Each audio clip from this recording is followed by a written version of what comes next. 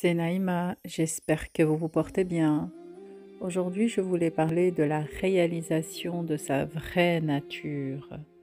En effet, dire je suis est facile, mais réaliser notre vraie nature de notre esprit en est tout autre. En général, les êtres humains sont identifiés par leur métier, leur rôle de vie, mère, père, parents, je viens de la famille de, son métier, etc. Mais la vraie question est, comment puis-je réaliser ma vraie nature au-delà de mon vécu, au-delà de ma personnalité? La vraie constatation, c'est que personne ne nous appartient, pas même nos enfants, ni nos parents. Nous appartenons à Dieu. Alors, il faut arrêter de chercher les réponses à l'extérieur de soi, car cela ne mène nulle part. Cela mène souvent à la souffrance, à la douleur et au doute. L'être humain n'aime pas se retrouver seul, il a peur de lui-même, il n'aime pas s'ennuyer, ni ne rien faire. S'il ne fait rien, il va s'occuper devant la TV, les jeux et les amis. Il fera tout en œuvre pour ne pas être seul. Il ne sait pas qu'il accentue sa souffrance, car lorsqu'il sera confronté à une crise quelconque pour le réveiller, qui sera là? Lorsqu'il quittera la terre, qui sera là? Lui-même, face à lui-même ou elle-même.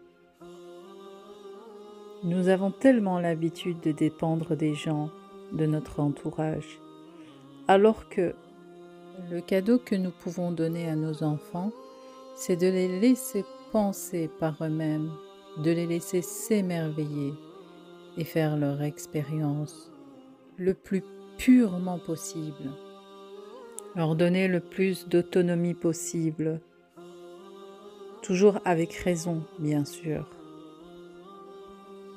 Il est important d'être de temps en temps solitaire pour écouter son âme. Et à un certain moment dans la vie, il faut écouter ses émotions de peur, de mal, d'impuissance, qu'il ne sait encore gérer car il est rattrapé par sa souffrance quand il est face à lui-même.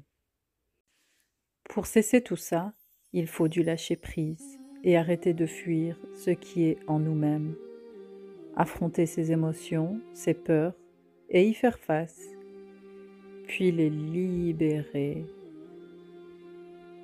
Il n'est pas nécessaire d'en parler puisque la plupart ne comprendront pas. C'est un travail personnel et on vous jugera, mais laissez de côté. Je t'invite à lire mon deuxième livre qui s'intitule « Rendez-vous avec moi-même ».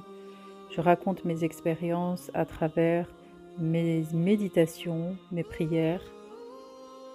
Je le mets en lien sur la description.